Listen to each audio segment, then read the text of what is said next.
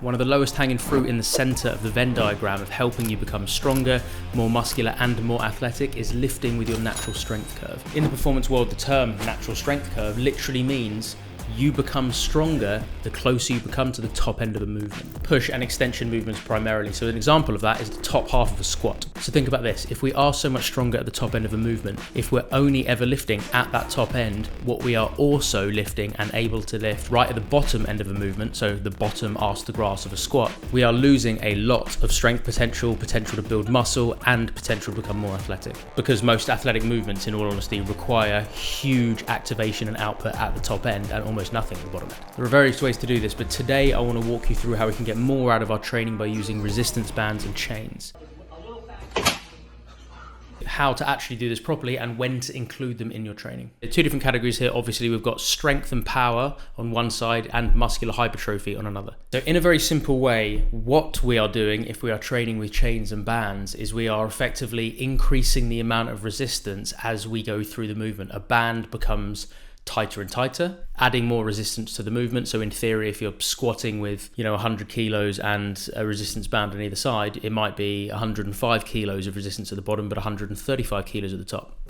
And chains, it's exactly the same thing, just a slightly different tool, right? Because the more links of a chain that you lift, so basically if you are going higher, so squatting with one chain on either side, once again, you'll be lifting the bar and the plates, but also a couple of extra kilos from 2, 3, 4 links at the bottom, but there might be 12 or 15 links of the chain off the ground at the top, adding another 30 kilos. So that's the what is actually happening. In terms of the why we would do this, through the lens of muscular hypertrophy, so if we want to put on muscle mass, we are literally getting more mechanical tension all the way throughout. So our muscles are literally having to work harder through the movement than if we weren't using a band or chain. More mechanical tension and more muscular damage through the lens of hypertrophy still. We're getting more of a training stimulus from each and every rep, which means we get more of an adaptation from that workout. More stimulus equals more adaptation equals more muscle mass at the other end of it. That's what we want, right? And from a strength perspective, there is more neuromuscular recruitment required to overcome that increase in resistance as we go through the range of the rep. More neurological recruitment means more contraction and activation, meaning more strength and power development. So basically, from the strength and power side on one side of the stimulus spectrum and muscular hypertrophy side, both of them, obviously the main difference is the number of reps that we're doing and obviously the time under tension that we are doing it for.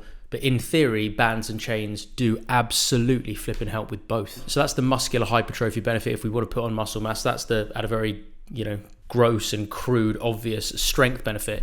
In terms of power and athleticism, one of the other things that it's doing is basically cueing a movement pattern. Obviously, the more that we do a particular thing, the more that we groove a pattern in some way, right? And one of the things that this is grooving and one of the things that this is cueing in our brain is to continue to accelerate through the movement, as opposed to just kind of overcome the sticking point and then realistically slow down towards the top end, which is going to be happening. Even if you're at a 1 rep max of like a bench or a squat, right, the chances are you're slowing down towards the top 25 to 30% of the movement, because the real hard work is done at the bottom. The last few inches of standing up, you're not really having to continue to accelerate. We kind of just bring ourselves to the end of the movement. We go to the end. Whereas with a band or a chain, when we're working with our natural strength curve and we're overcoming, and your brain starts to develop this understanding and awareness that it has to continue to activate more and more and more, because the amount that we're lifting is actually going up through the course of the rep. It cues your brain to not only go to the end of the movement, but to go through it and to continue to accelerate all the way to the end and beyond. So if you think about it, a 1 rep max squat is absolutely going to help you improve your vertical jump or any kind of jump. But with a band or a chain, you're going to get the added benefit of teaching your brain that it needs to continue to activate more and more and more, and to continue to accelerate through the extension. So bands and chains, already a few minutes in, they are going to help you, if you do them properly, with muscular hypertrophy. You're physically going to get more muscular damage, mechanical tension, so you're going to get more muscle, you're going to get more strength benefit because of the extra activation and neurological stimulus required, and you're going to develop your baseline level of athletic potential by the fact that you're continuing to accelerate and be powerful. So we know that it's helpful. How often should we do it, and how do we actually implement it into our training? I reckon if you do an 8-week training block, and once a week, so say you're doing 2 strength sessions a week, right? One of those strength sessions can just be maximum weight. One of them can be drop down by 10 or 20% in terms of total absolute number on the bar, but add some bands and chains in there. And even if you stick around the same rep range, whether you're aware of it or not, you will be continuing to kind of flip and assert yourself a little bit more in that movement because you have to towards the top. So 2 strength sessions a week, one of them, drop the weight a little bit, add some bands and chains in, and reap the rewards from that. That's basically going to tick the boxes for maximum strength and power / maximum output / athleticism, whatever the bloody hell you want to call it, right? Teaching you to be explosive.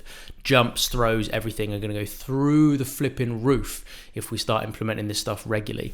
That's those boxes ticked. In terms of functional hypertrophy, the difference is the same difference as it would be normally, which is the weight goes down, the reps go up, and obviously reps, as we know, and I'll be doing another video on this soon, aren't really the thing that dictate the training effect. Reps are a proxy for time under tension. It is the time under tension that dictates the training effect. So we're moving away from a time under tension of 15 seconds and moving it probably closer to kind of like 30, 35. And that's where we're in the functional hypertrophy, functional muscle building, time under tension range. So it's exactly the same. I mean, we've all been there, right? If you're doing like a set of 12 on bench or whatever, you'll go down, you'll continue to kind of drive the bar up and push it away from your chest. And then realistically, your brain, your movement patterns, your synapses are going to know that you push past a certain point, what would usually be the sticking point, and you can kind of just slow down towards the end and drop again. So we're not really getting any benefit at the top end, maybe the top even half of a movement, which means in theory, you're only getting half the benefit that you could do. The numbers don't properly stack up like that, but it's definitely less. Whereas a set of 12 on banded bench, you're going to have to work at the bottom, you're going to have to continue to accelerate through that sticking point, and you're going to have to flip and continue to grind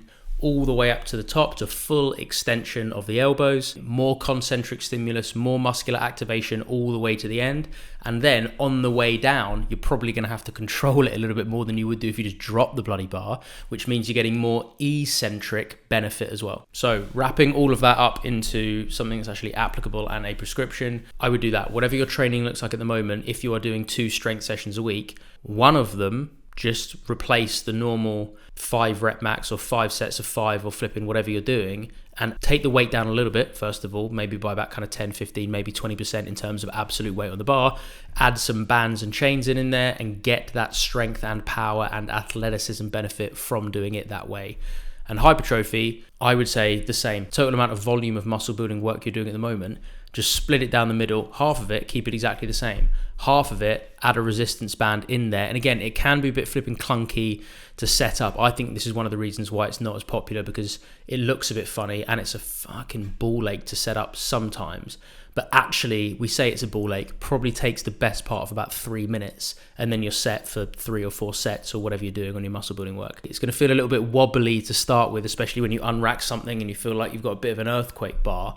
But the added benefits are just so absolutely bloody massive, which is one of the reasons I wanted to make this video, because I do believe it is one of the lowest hanging fruits to develop all of the things that we want to do, right? It's not like it benefits one component of fitness, of being, a good quality all-round athlete, a complete athlete, a master generalist, whatever you want to call us. It benefits pretty much all of it. Even for long-distance runners, actually. Again, running is still just a sequence of really short jumps. If you start doing squats with bands, the chances are you're going to develop a little bit more elasticity and you're going to reap the rewards even on the endurance end of the spectrum. So endurance, tick, power and athleticism, tick, maximum strength, tick, your ability to do high reps at a bodyweight exercise, tick, functional hypertrophy and muscle building, tick.